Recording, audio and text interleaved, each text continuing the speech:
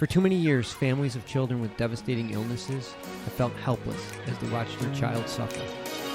Today, they're taking matters into their own hands and finally finding relief treating their child with cannabis. These are their stories.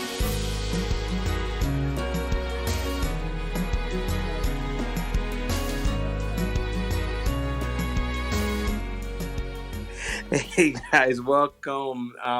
Welcome. Thank you all for joining us. This is a Father's Day special. I'm Osiris Stephen, and I'm here with a number of guests to talk about fathers and their roles and responsibilities, but also for those fathers that you don't get to hear about or see. The ones who have, children with certain ailments that that makes things that much more challenging. So I just want everyone here to introduce themselves and what they do, and also tell us a little bit about your story. So Justin, you want to get started? Heck yeah. So thanks for having me, and good to be back. And Yes. It's awesome. I love Clubhouse.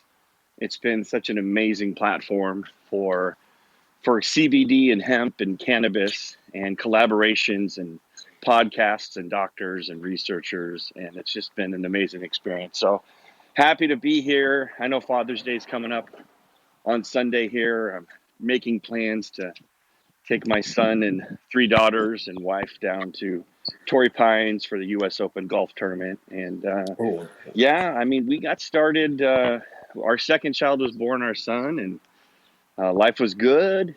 White picket fence, dogs, and the whole nine. And we were playing t-ball and teaching him how to read and write and talk around 2.5 and 3. And all of a sudden, he lost his language, lost his ability to communicate, kind of went into a hole. I thought it was just like a phase, or he would just grow out of it or something. And my wife went and got a diagnosis, and we found out he was diagnosed with severe autism. And certainly the biggest gut punch in my life. Didn't know what that meant, and started doing a lot more research to understand what was the cure. How do we fix it? That's what us guys do. We fix things. And so we went to work. Fortunately, I was raised holistically with plant-based medicine and understood how nutrition and food work. And we cleaned up his diet. We got rid of anybody that didn't really gel with what we were trying to accomplish. There's a lot of people that had their theories. There's organizations out there that really just tell you it's a lifelong sentence and just deal with it, cope with it. And I wasn't gonna. That wasn't, I was his only dad, and I was gonna fix it, darn it.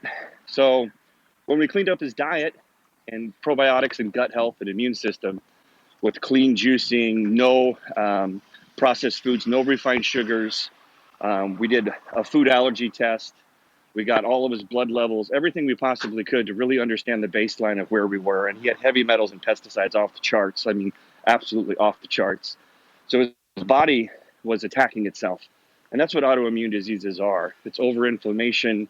It's, it doesn't know the good cells from the bad cells. So once we got his gut health going, his diet and nutrition going, his autism was down to the moderate level. So we could reteach him how to talk and reteach him how to just communicate, make eye contact, and we were making progress. He was definitely behind socially and delayed and tantrums and things like that, but we were making progress, but we weren't all the way back. And so we kept digging, kept meeting with doctors, flying all over the country, all over the world, meeting with researchers, anything we possibly could find. There just wasn't much out there. And we'd find little articles and some here, like some methylated B12 shots, and we'd find a little hope here and some research there. And finally, I'm sitting down at a diner, a place called the Busy Bee in downtown Ventura, California.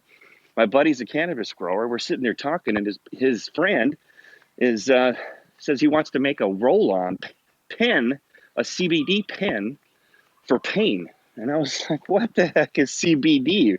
I called it CDB. I didn't know what it was.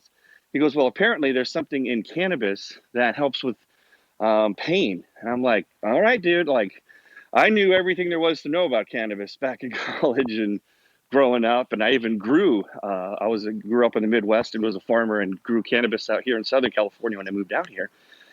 And I was like, I never heard of CBD in my life. So then I start digging in, and wouldn't you know, I find this research how CBD is helping children with epilepsy and seizures, children.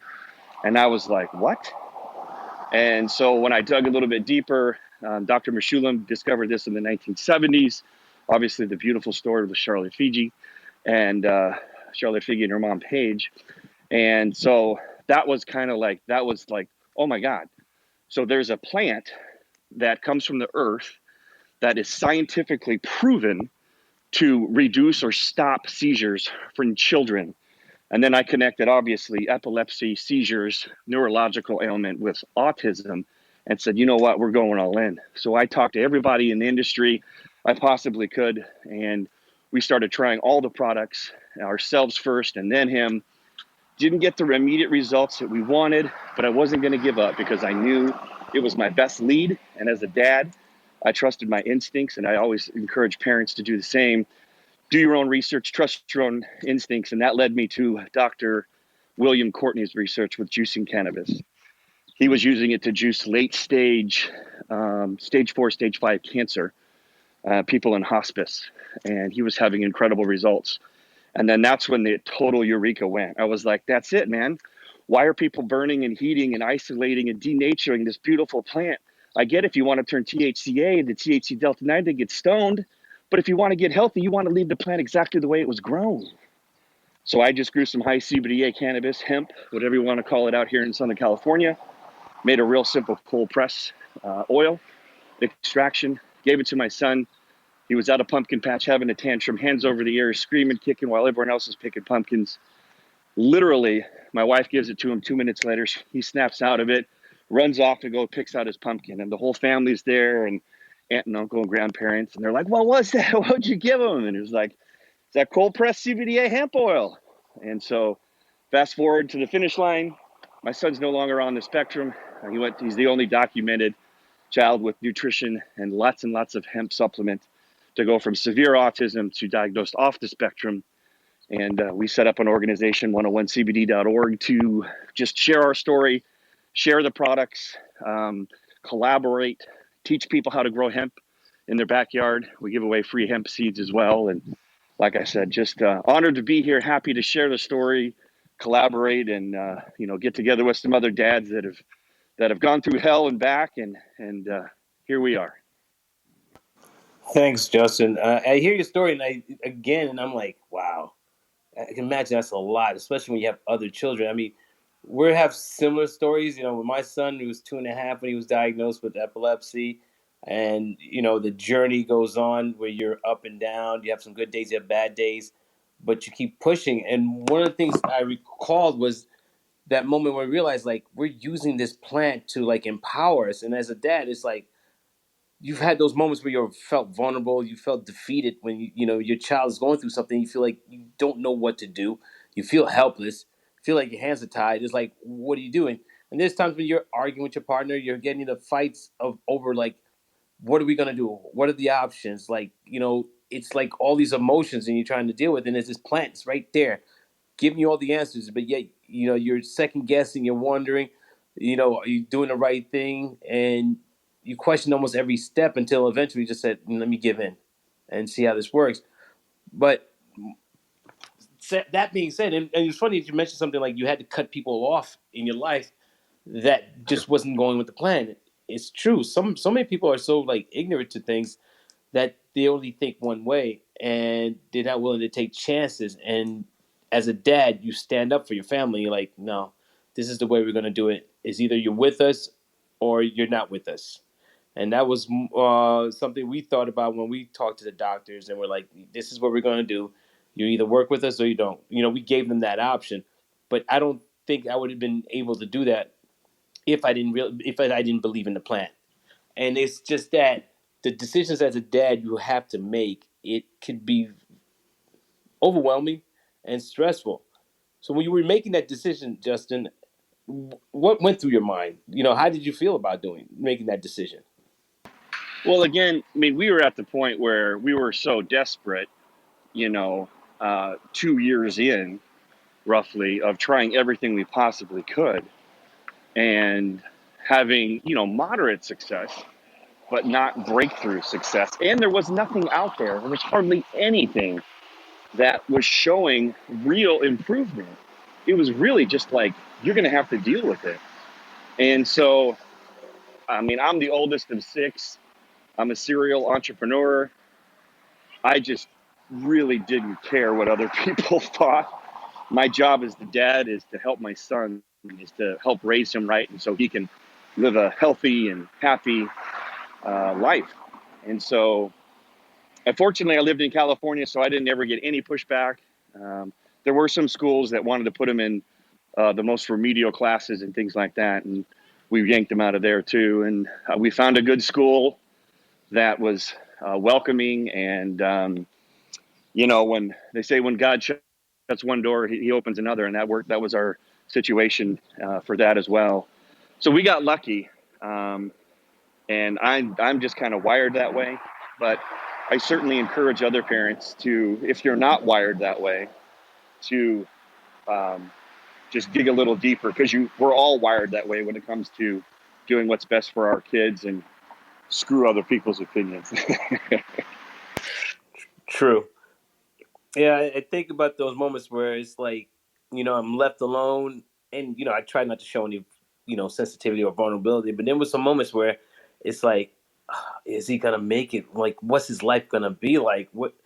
How is he ever gonna be able to take care of himself? What kind of life will he have? Will he ever go to college? Will he, all these superficial things, and it's just like, as a dad, you think about, I want him to play sports. I want him to be someone special. I want him to do certain things, that I wanted to do. And I found myself like moments alone just crying because I just didn't know what the future would hold for him. And it's like, I just want to take that pain he's going through. But I see him sometimes, he doesn't seem to be going through that much pain or any pain at all. But for me as a dad, is like you have these dreams and hopes for your child, and then you think it's being taken away. Have you had those moments?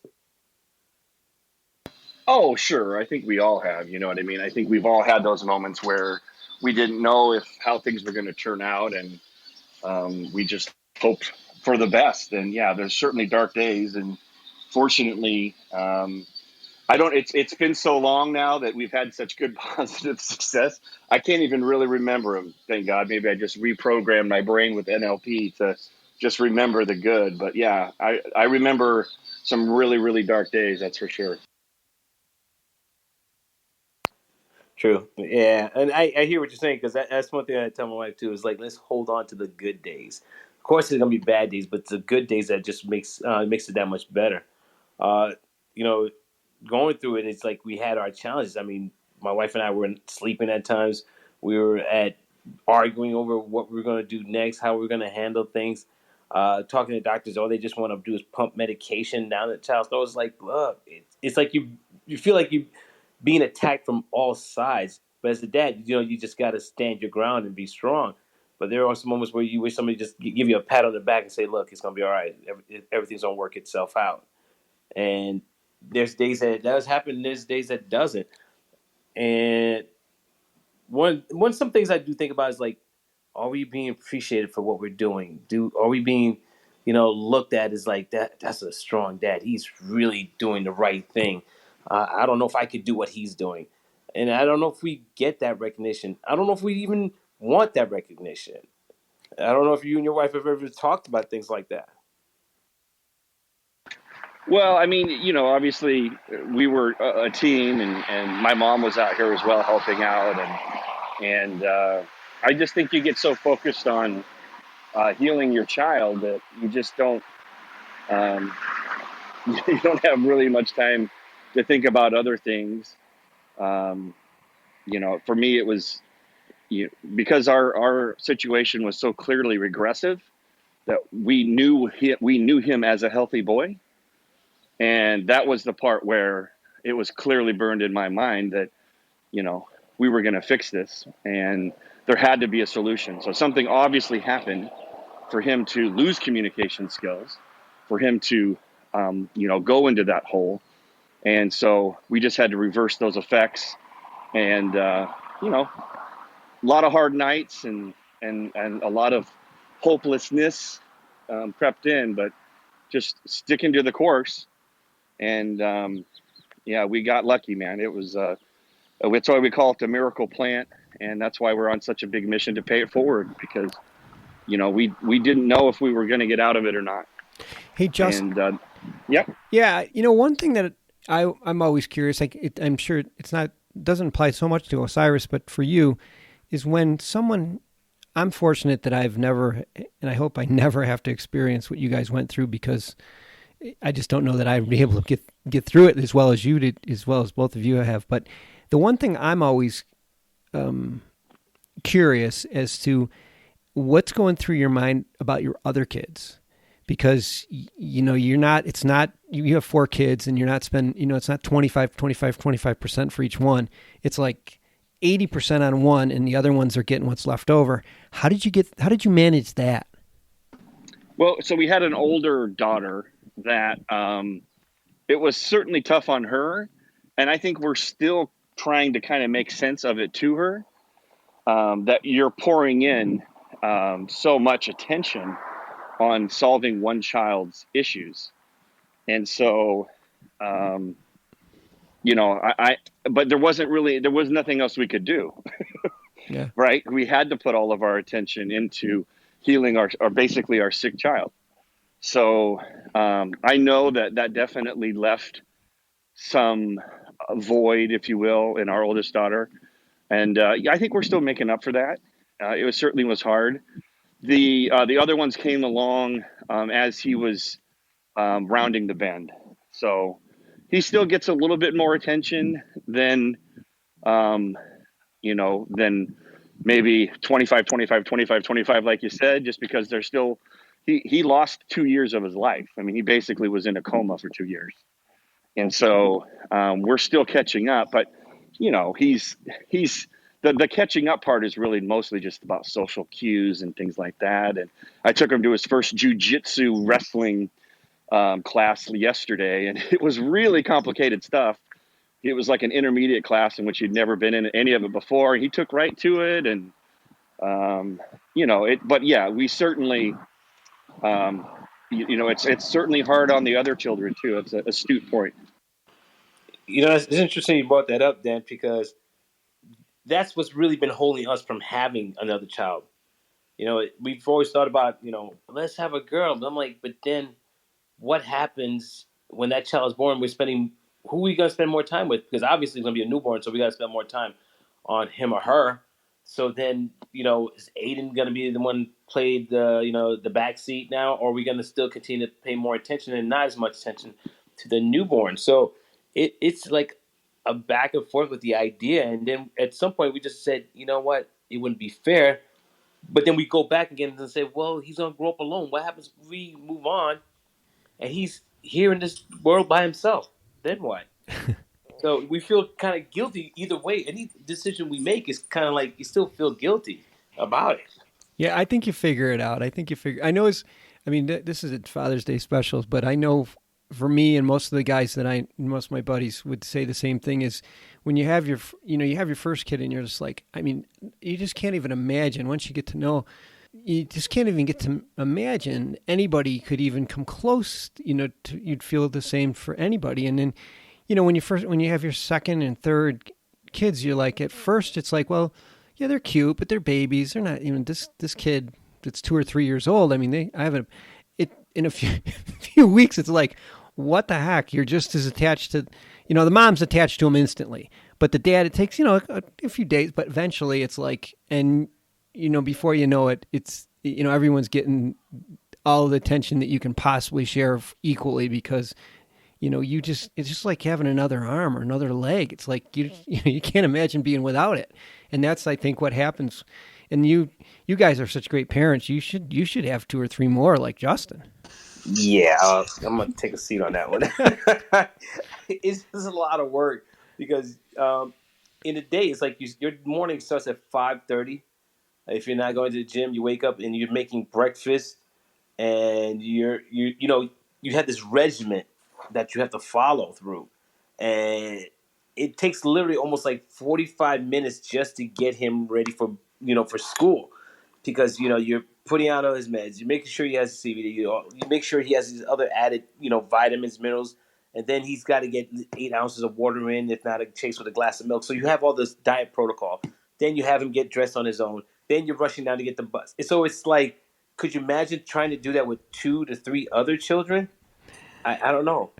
I'll tell you what, Osiris, it's funny you say that because I remember those days. I mean, I didn't have those type of regiments, but what we would have instead would be arguments, or this person took this, or this person. And so you're dealing with all kinds of drama, and then it's racing off to school, and then it's after school, I got to be this practice and make sure you get over to this practice in time or this recital in time. And then all of a sudden it's over.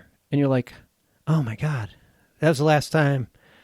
And, that I missed it. I don't remember the last day I had to drive my kids to school, but now it's over. And then, so I know it seems stressful right now, but, you hear all these, I'm not that old, but I would, you'd love to have those stressful mornings again. That would be great.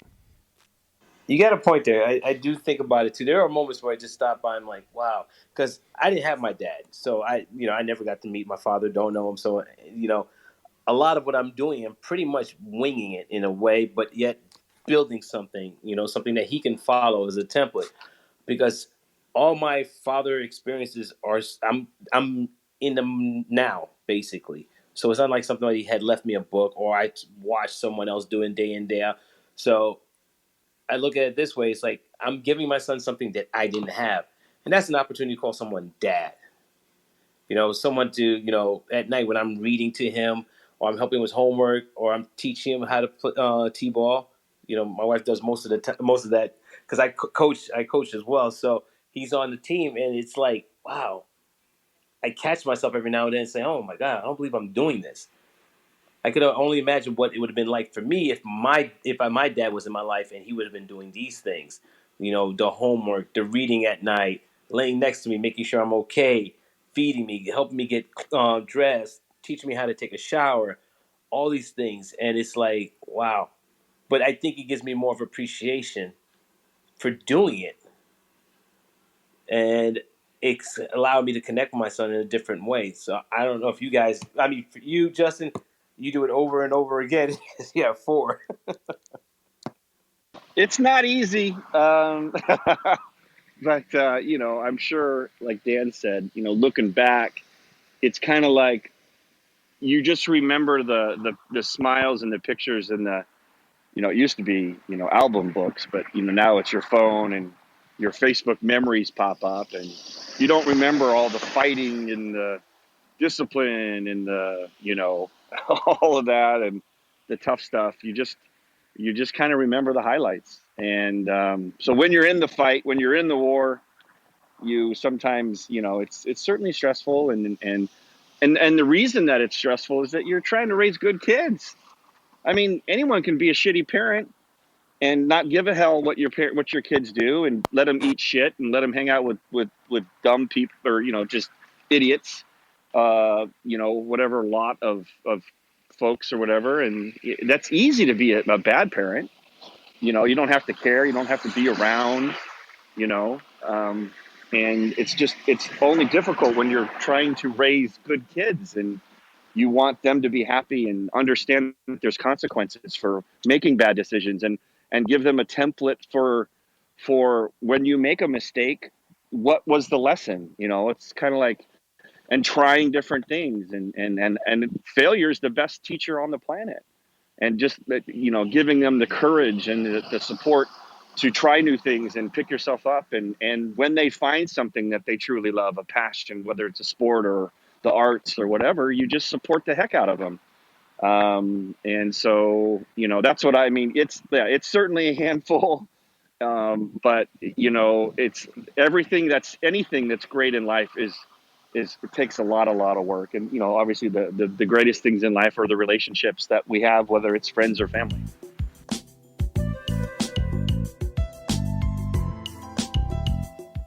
That's awesome. Now, with your son going to school, is he treated differently? Do they see him differently, or is that he kind of blends in?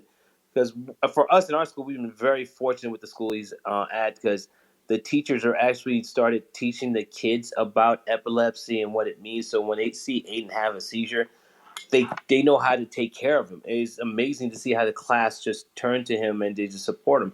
How supportive are the school, like the staff and the students, with your son? Oh, we really lucked out. We have an incredible school and so much support. Great teachers. We just really couldn't be happier. And a school is only as good as its teacher and the grade that you're in. And to date, we've just had unbelievably supportive and caring teachers who we would have, like, the IEPs, and you sat down at the beginning of the year and you had goals and things to work on, and it's really crazy sometimes to have. We had an end of the year one, and it was just like he did great. He got his highest academic award. Now, again, the thing is, obviously, like I said before, is he had social delays because he basically was in a coma for 2 years. I mean, he was just not there.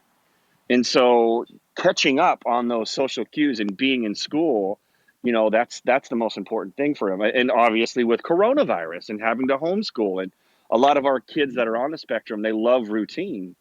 And that was just, man, that was nuts. Homeschooling and back and forth and masks and all that stuff was just that. But we got through it. Yeah. Yeah, it was a bit tough. I know Aiden had. I actually had more of a hard time with it than Aiden. He can care less. He was just excited to be with his family. He was home, got to watch some TV and just hang out with us. Hey, Miguel, how's it going? You want to chime in, or you just here to listen? Sorry, I'm outside. It's a little noisy. I'm gonna be in my car in a few minutes. Nah, no problem, my friend. No problem. Be safe. So, one, I mean, as a dad too, one of the things that I noticed when you mentioned IEPs, it reminds me of the meetings we would have.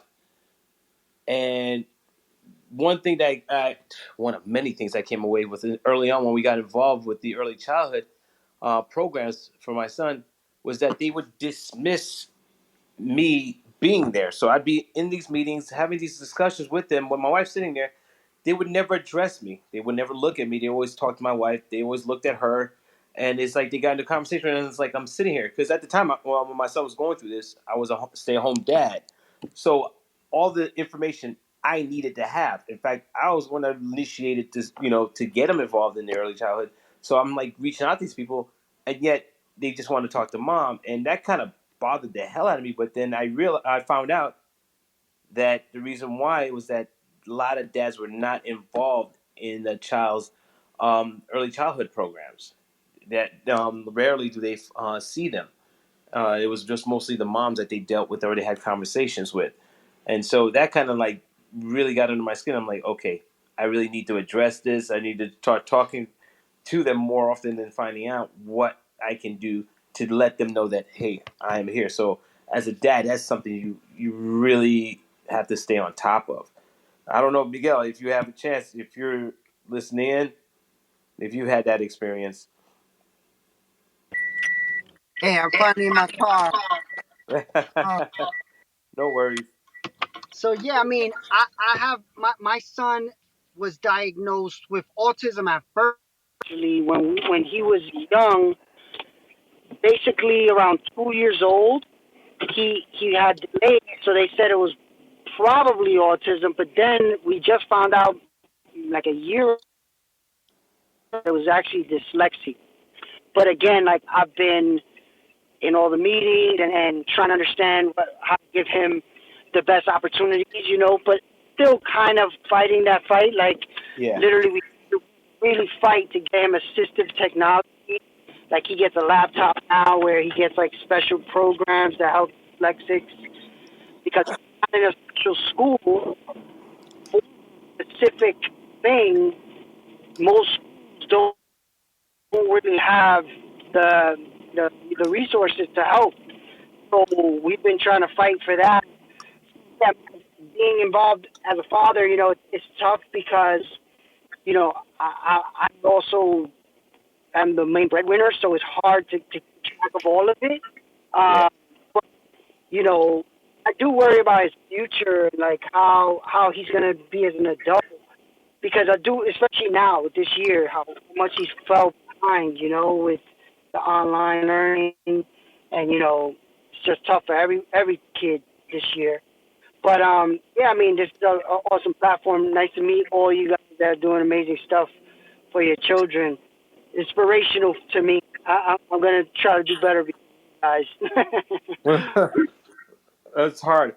That was one of the things I was going to ask Justin. Like, how do you handle running a business and a family? Like, it's like you still got to be commander in chief, but you got to have like a lieutenant on the side that works with you. Because I know that sometimes it's like you're gonna butt heads on decisions. But how is it that you're able to maintain the family and run a business?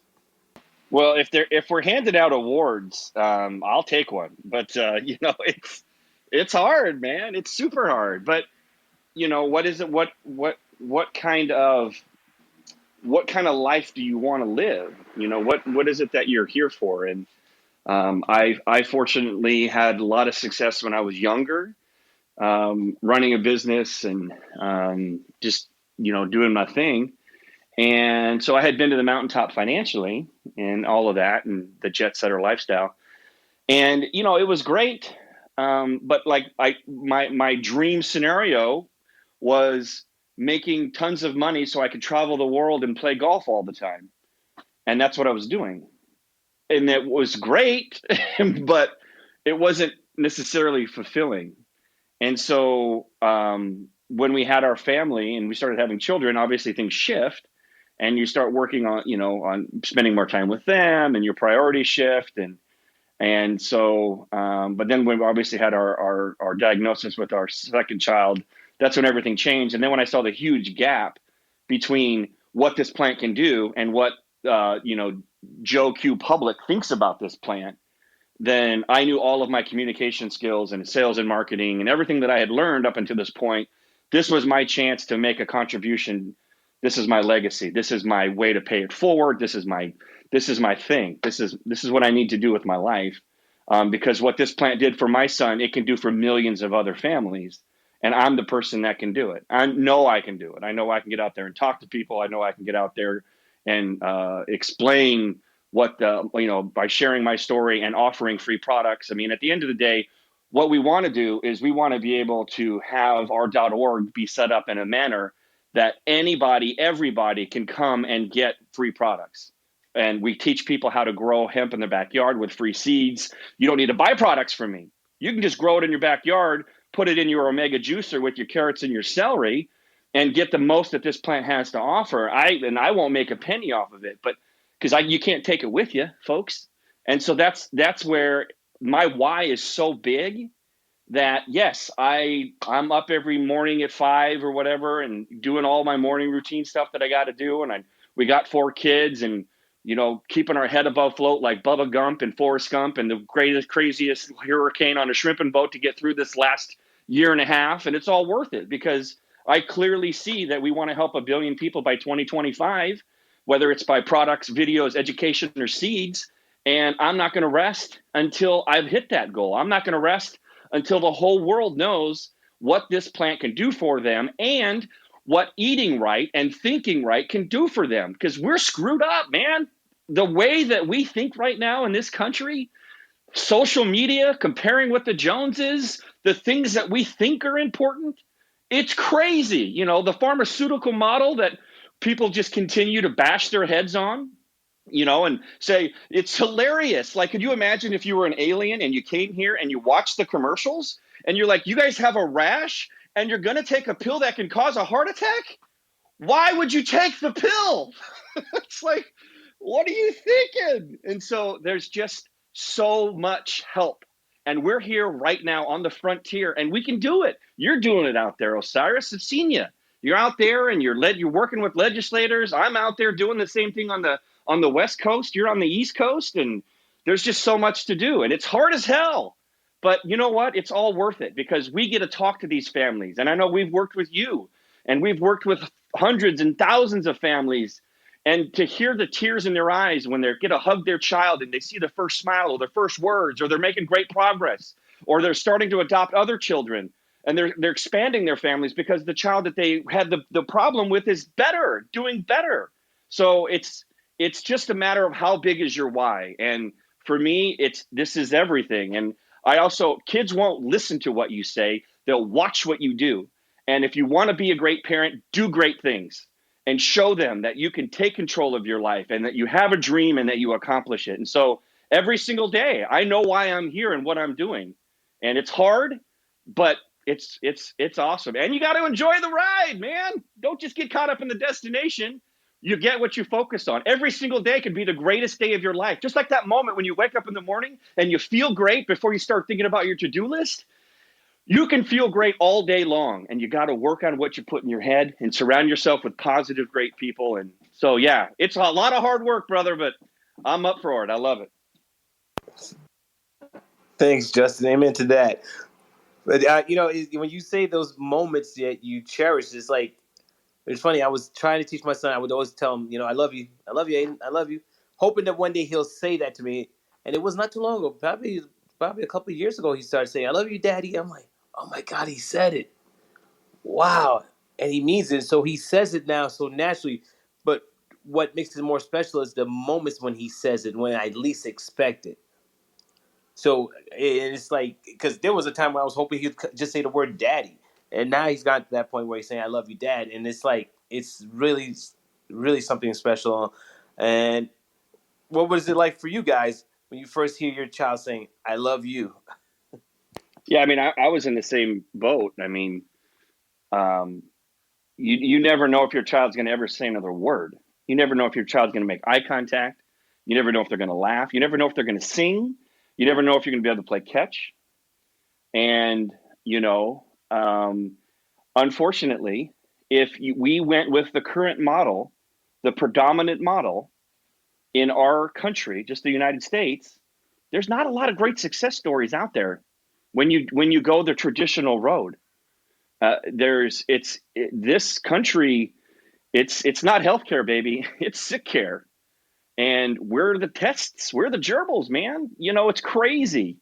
They made a drug called Epidiolex, which is a synthetic form of CBD that, costs $32,000 a year, that they're made for children with epilepsy.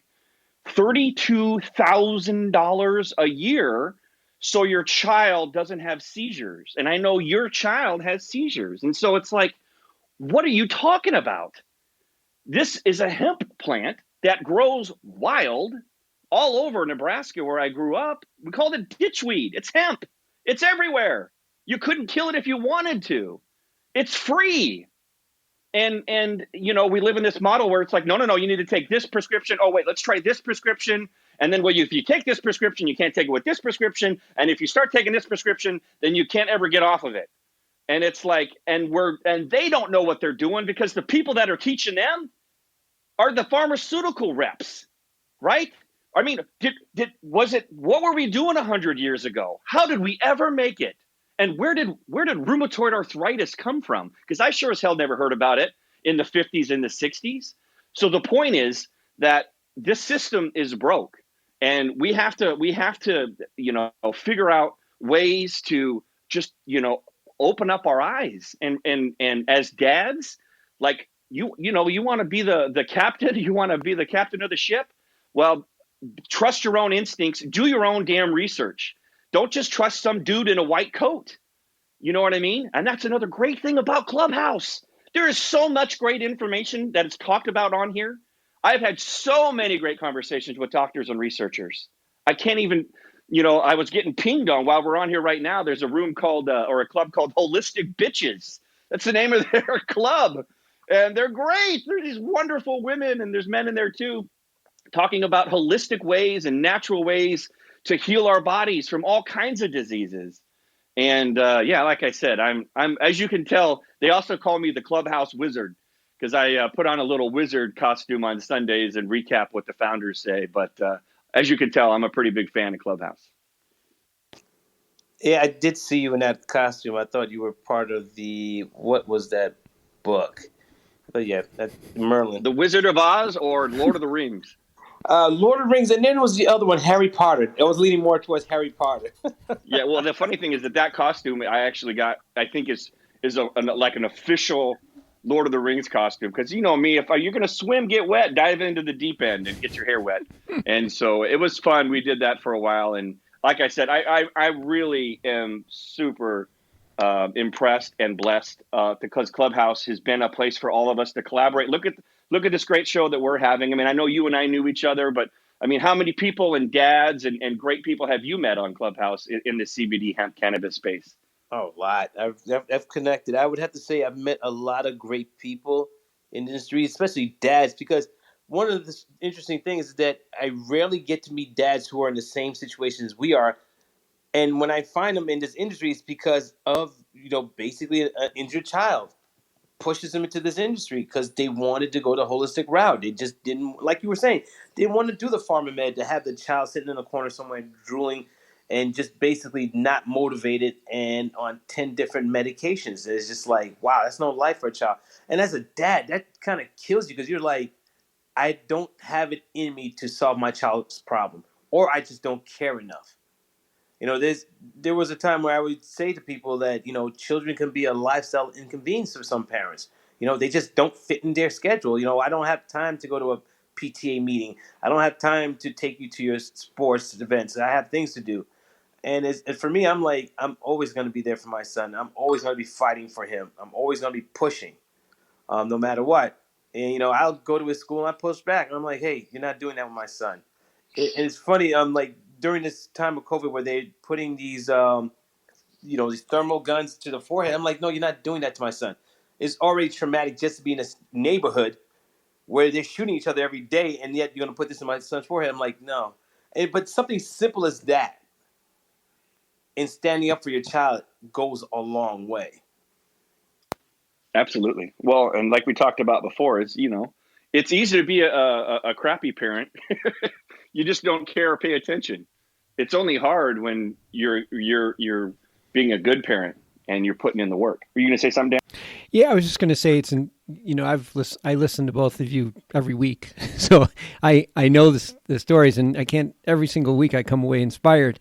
And one of the things that you mentioned is is being a father, or the sometimes your role is to try to to be strong, and everyone to look to you for when things are bad. They look to you, and one thing that one way that manifests is through optimism.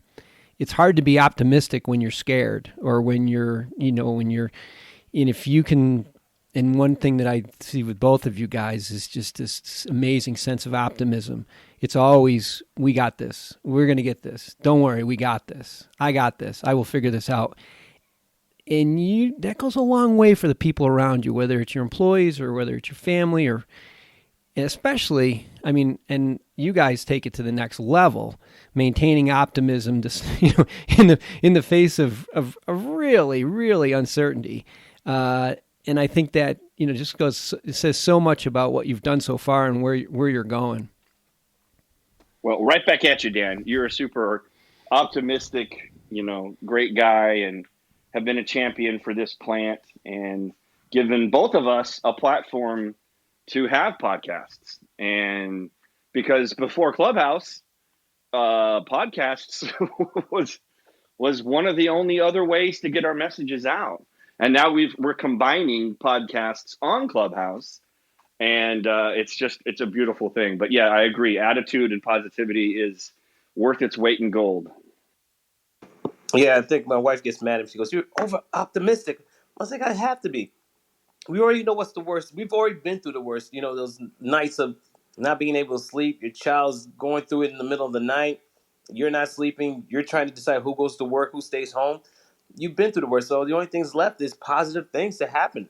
And especially if you're putting in, like you said, Justin, if you're putting in the work day in and day out, good things are going to come about. And even if it doesn't, there's a good day somewhere coming down the line. So it's like you look at yourself and say, why should I deserve a better day than the next person? There might be somebody out there who deserves a better day than I do.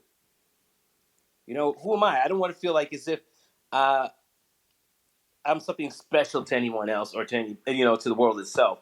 I'm just like any other human being. It's just that my situation is a tad bit different because of my son, but their situation could be different as well. But I appreciate all the things that are in my life and appreciate the things that are not in my life. You know, and talking to Justin, hearing his story, and staying positive constantly, like, wow, this guy's a ball of energy. It's like I got to be that way with my son. Just keeping him going. Absolutely. Well, I mean, our kids only have one dad, and like you said, your dad wasn't around, and they say that children will either embrace or rebel against the example you set. So if you set the example of being a bad dad or a bad parent or someone who's not around, then the child can either decide to model that and let the cycle continue, or they can rebel against it. And obviously, we're doing the best we can, and no one's perfect. And you just keep doing the best you can every day. And I talk to my wife about that. And one of the things that I say is, when it comes to raising a family, if you make a decision, as long as you're making decisions that are in the children's best interest, then you're going to be okay. Like, it's all going to work out eventually. Just keep making good decisions. Stop worrying about what your parents think or the neighbors think or whatever it is, or what other alternative is that gets in your head. Just make a decision that's in their best interest, and things are going to work out. That's so true. I always said that. Just like, as long as we're doing it from a good place, we should be fine. There's no ulterior motives. There's no, anything that's not going to be beneficial to the family. We should be fine in any decision we make. Even just relocating. I mean, we relocated during the COVID lockdown, but it's to a better situation for our son to grow up. But it has its moments, and it has its special moments, and I do enjoy the special moments. And like you were mentioning, how your child's been doing well in school, like my son as well, and he's excelling. He's actually ahead of schedule with his reading level. And you're talking about a kid who's, like you said, stopped talking. I had to teach him sign language at the age of 2 till he's 3, and finally he's starting to take off and blossom. And it's amazing. He's playing baseball. Sometimes because boys in the field, they start to play with the dirt or butterflies. But watching him and him being by my side is like, wow, okay, I think I'm doing the right thing. I think I'm on the right track. Because there's moments you second guess yourself. You wonder if you're doing the right thing, especially when the missus is mad at you every now and then. you just gotta like check your dots and check all those boxes and make sure you are on track. But one thing is, I never try to get ahead of myself, and I just stay grounded because I know my son's watching. He's watching every move I make, every step, how I carry myself, how I talk to my wife, and how I even talk to him. If he asks for a hug, I never reject him. If he says, hey, could you lay next to me while I sleep? Not a problem. Will you read to me? Not a problem. I would never say no to him. And I hold on to those moments because I know I never had those moments. So for me to be able to share that, it means a lot. Absolutely. Well, Dan, you've made it. So like you said, you've made it through the gauntlet. Some sage words of wisdom for us dads and the dads out there listening to the show? Any sage words to pass along to us? Because you've got a bunch of great kids. Yeah. Well, first off, I don't think I've made it through the gauntlet. I think some days it feels like I'm just starting. I made it through one gauntlet, maybe. That's one way to look at it. But I think that the stage that you guys are in when your kids are still, maybe you still have a little bit of influence on them, and then they don't, they don't think you have no idea what you're talking about. Yeah. it is, you hear it all the time, but it's gone. It's gone fast, and you can't do it over again, and you can't say, well, I'll fix everything I didn't do right when I have my grandkids, because you know, you have an opportunity right now, and I think you guys are embracing that opportunity, and I'm sure most dads see it the way we do, but you got it. You know, sometimes it's the times that you're like, oh, I got to make this call, or I got to get this paid, I got to get this done, or I got to get back to this person, or I got to go to the gym, or and you're like, and you see this kid just, you know, and you're like, man, you know, you wish that, you know, there's going to be a point where you're going to wish you had that back. So I don't know. That's all I can say. That's a good point. I do think about those days too. I'm sitting and watching TV. He's like, I'm going out to play. I'm like, okay. And I know I'm exhausted. And I'm like, I should be going out there with him, because there's been so many scary nights with him where I don't know if he's going to wake up the next day, because if he has a seizure in the middle of the night, and it's like, damn, I don't want to regret that I didn't spend time with him, or I didn't spend enough time with him, or I could have done something different the other day.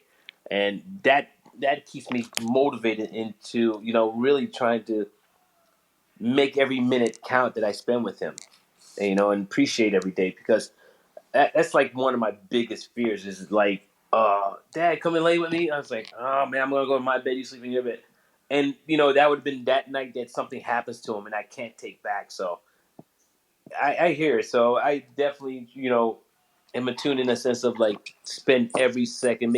It's the quality of time. It's the quality, not so much the quantity, but the quality. Yeah, and you know, this is the part that, I mean, it makes you sad even saying it, but there are certain things that you do with your kids, and then you'll never do it again with them, and you don't know when that last time was, but it'll be, you know, it'll happen. Like, you know, whether it's sitting on your lap, or you know, there's just, and then one day you're like, oh my God. Yeah, that's what you got to watch out for, because it catches up with you quick. Absolutely. Yeah. It's, my oldest daughter is, you know, she's 11 going on 18. Wow. And, you know, you can just see, you know, there was a shift there, and like, whoa, wait a second here. First of all, she's as tall as her mom already. I'm like, whoa. And then, but, you know, definitely growing up, and, you know, I still have some, she still listens to me somewhat. So I still have some, I'm still getting in there, but I know that I'm in a mastermind with Dr. Wyatt Woodsmall, and he's the guy that basically taught Tony Robbins NLP, and he had us do an exercise, which I thought was pretty good. So basically, you write down the top 5 priorities in your life, and so you just write them down real quick, and then after you write down the top 5 priorities, you know, family, God, business, whatever it is, friends and things, then you put it in order from 1 to 5. So top of the food chain. And, you know, and a lot of people, I would assume, and myself, would be family. And, you know, especially those of us that have kids. And then after that, it's whatever else it is. And so you write these things down. And then next to your top 5 list, you write percentage of time that you spend on those top 5s. And so you write down, like, what's the percentage you spend with your family? What's the percentage you spend, you know, on your business? What's the percentage you spend, you know, on whatever the others? And for me, it was pretty, you know, eye awakening when, you know, I put my family as my top priority, and it's what matters the most to me. But I'm spending 10 or 20% of my time with them. And, you know, I'm spending so much time doing other things as well. But at the end of the day, the only thing that really matters, and the only finite resource, the most important resource, is time. And like you were saying, Dan, you can't get it back. So sometimes you have to ask yourself, you're like, well, I'm going to make all this money and have this lifestyle. And then when I get there, then I'm going to spend time with my family, and we're going to spend all this time together. Or you can choose to spend time with them right now. Like, my kids are off school for summer break this week, is the first week. And I've been hanging around the house. Like I could go into the office and work, and I do. And, this day and age, you can work basically 24 hours a day. But then I just find myself coming home early and having lunch and hanging out at the beach. And just because like you said, Dan, you can't get that time back. And if it really is your top priority, your family, then figure out ways to spend more time with them. I know some people like Grant Cardone have private planes, and I'm all for it. I'm all for private planes. And he flies his family around with him. And NASCAR drivers do that. They live in RVs and travel from, racetrack to racetrack. So I would just challenge everyone to try that and maybe just take a look at it. And if your family and your children are your most important thing, then figure out how to spend more time with them. Don't delude yourself. Don't be delusional about what's the most important thing, and figure out ways to spend the most time in that category. Thank you, Justin, on that one. Dan, too, because it is so true. And it reminds me of what you were saying about, trying to figure out your top 5 priorities. I think Ken Wilber talked about that. He called it all quadrants, all lines. Like, where do you spend the most times on your level of development? And family tends to be, verbally everybody's top 3, but yet in practice it's like at the bottom. Sometimes not even number 5. And I'm guilty of that too. So I spend so much time at work. I'm like, even when you're home with your family, your mind is still on work. Really not with your family when you're saying that, yeah, I'm spending time with my family. You're there physically, but mentally you're somewhere else. But there's something to think about. And as a dad, every second is important, because even your time is no guarantee. So that time you spend is something you're going to leave your child with that memory. My dad is here. My dad did this, And so I think about that. What kind of legacy am I going to leave behind? And hold on to that. So, gentlemen, we've reached an hour, and I appreciate you all. You guys are all brothers to me, because we've spent almost over 1.5 2 years together. We know each other's experience. We know each other's families and things of that nature. And I appreciate you guys joining us. And to all the guests that listened in, thank you. You guys could follow us. Please tune in. I'm on Love and Can podcast. Dan's part of our PodCONX, and Justin's as well with the Hemp family. So I just want to say thank you all for tuning in. And Justin and Dan, thank you for participating. Absolutely. Well, thanks for putting this on, and it's a great idea. And I think it's really cool. The moms always get the love. When the son scores the touchdown in the football game, it's "I love you, Mom," and I'm okay with that, I guess. But and we don't do it for the recognition. And just a tip of the cap to both of you guys for being great dads. And we'll just keep doing our thing. And it's great to know you two great dads out there. And it's I've also had some great dad conversations. There's rooms on dads on Clubhouse. So I encourage people to find those rooms too, because it's fun to hang out with other dads and hear some lessons and some strategies that work for them as well. But certainly happy to be here, and look forward to hanging out in person again with both of you. Dan, you and I haven't even hung out yet, darn it.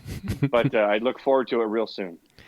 Well, and thank you guys for, everything that you're doing. And I know the universe thanks you for what you're doing. I know you're making a big difference, whether you feel it or not. You're making a big difference, whether Justin gets to a billion people by 2025, or Osiris has 5 more kids and spreads what the love that he has with his family. It's all good, and I'm just glad to be part of your. I'm just glad to be along for the ride. So keep inspiring everyone. You do the same. And happy Father's Day, gentlemen. Happy Father's Day to all. Happy Father's Day.